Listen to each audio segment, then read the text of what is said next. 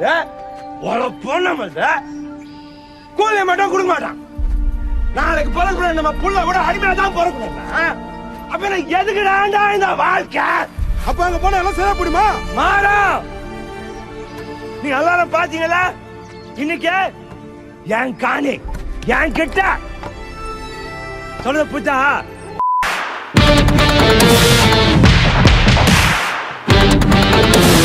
Welcome to MDG stories. இந்த video என்ன பார்க்க போகிறோன்னா தங்கலான் படத்தோட ரிவ்யூ தான் பார்க்க போகிறோம். சரி எச்ரி வந்திருக்கு எடுத்து பார்த்துலான்னு சொல்லிட்டு பார்க்குறேன். ஏன் தங்கலான் படத்தில் எனக்கு பேசின பாலிடிக்ஸ், அதில் இருந்த மேக்கிங், விக்ரமோட ஆக்டிங் எல்லாத்தையும் நான் டிஸ்கஸ் பண்ணுறேன். வாங்க வீடியோக்குள்ளே போகலாம். ஃபஸ்ட்டு இந்த தங்கலான் படம் பார்த்திங்கன்னா நிறைய அரசியல் பேசுது. எல்லாமே முக்கியமான அரசியல் கதையோட பிணையப்பட்டிருக்கு. ஸ்க்ரீன் பிளேவும் நல்லா இருக்குது இந்த படத்தில், நம்ம சொல்லியே ஆகணும். அந்த மக்களோட நிலத்தையே பிடுங்கி வச்சுட்டு ஆண்டைகள் வந்து இவங்களை எப்படிலாம் குடும்பப்படுத்துகிறாங்கன்றதை காட்டுறாங்க. புத்தரோட சிலை யார் வெட்டினாங்க, யாரோட சிலையை விட்டுட்டு யாரோட சிலையை அதிகமாக வச்சாங்கன்றதை காட்டினாங்க. புத்தரோட சிலையை வச்சுட்டு அங்கே பிள்ளையாரோட சிலையும் விஷ்ணுவோட சிலையும் வச்ச வரலாறுலாம் இருக்குது, அதை காமிச்சிருப்பாங்க. ராஜராஜ சோழன் வந்து என்னெல்லாம் பண்ணியிருக்கான், இவங்களை தங்கெடுக்கிறதுக்கு எவ்வளோ கஷ்டப்படுத்தியிருக்கான் இந்த மக்களை, அதை காமிச்சிருந்தாங்க. அது நல்லா இருந்தது. அதுக்கப்புறம் பிரிட்டிஷ்காரன் வந்து இவங்களை எப்படி நடத்துகிறான், லைக் அந்த ஊர் மக்கள் அவங்க எப்படி நடத்துகிறாங்க, சுதந்திரம் கிடச்சும் எப்படி இருக்காங்க, கிடைக்கிறதுக்கு முன்னாடி எப்படி இருக்காங்க, அந்த மக்கள் எப்படி இருக்காங்கன்றதை காமிச்சது நல்லா இருந்தது.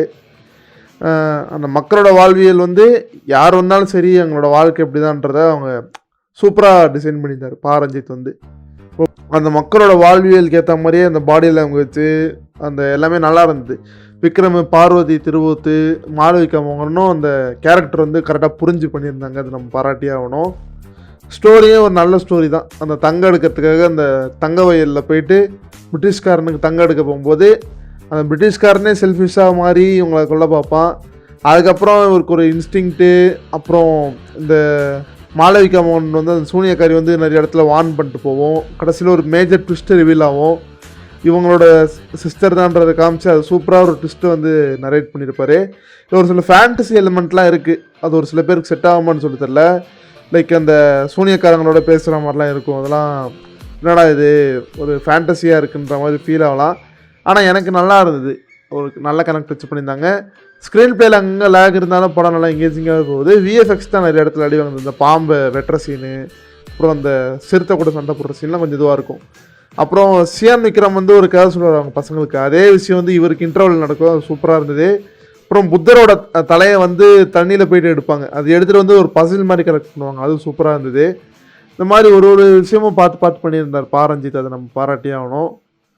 ஆனால் ஏன் இந்த படத்துக்கு இவ்வளோ நெகட்டிவ் ரிவ்யூ கொடுத்தாங்கன்னு சொல்லிட்டு தெரியல எனக்கு. அதனாலே சரி எனக்கு இந்த படம் அவ்வளோக்கா ஒன்றும் இல்லை போல், கபாலி மாதிரி சும்மா அரசியல் மட்டும் பேசிட்டு கதையில் கோட்டை விட்டுருவார் போலன்னு நினச்சி தான் நான் இந்த படத்தை பார்க்கலன்னு தவிர, இல்லைனா நான் இந்த படத்தை நான் எப்பயோ தேட்டர் போயிருப்பேன்றது தான் என்னோட இது.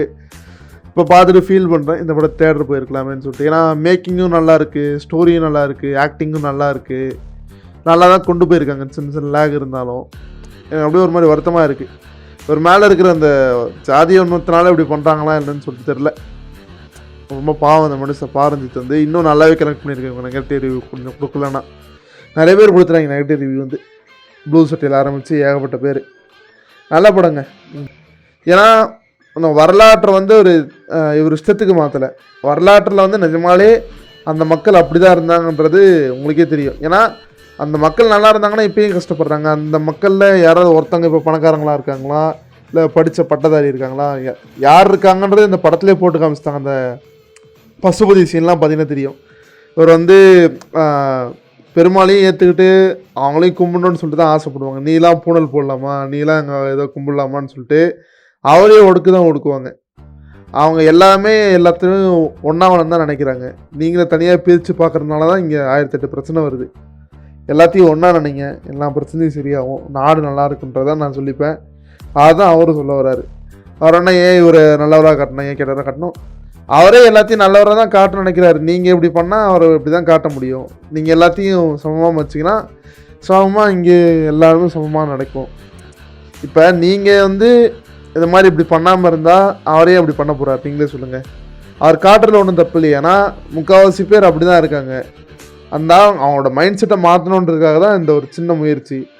இதில் பார்த்தீங்கனாலே தெரியும், அவங்களும் உங்களை மாதிரி எல்லாரும் சும்மா இருக்கணும் தான் பாரஞ்சித் வந்து நினைக்கிறாரு. அதை புரிஞ்சிக்காமல் அவர் அப்படி அவர் ஜாதியை வச்சு இது பண்ணுறாருன்னு சொல்கிறது மிகப்பெரிய தப்புன்னு நான் சொல்லுவேன். பாரஞ்சித்தை வந்து நீங்கள் ஜாதி ரீதியாக அட்டாக் பண்ணுறது.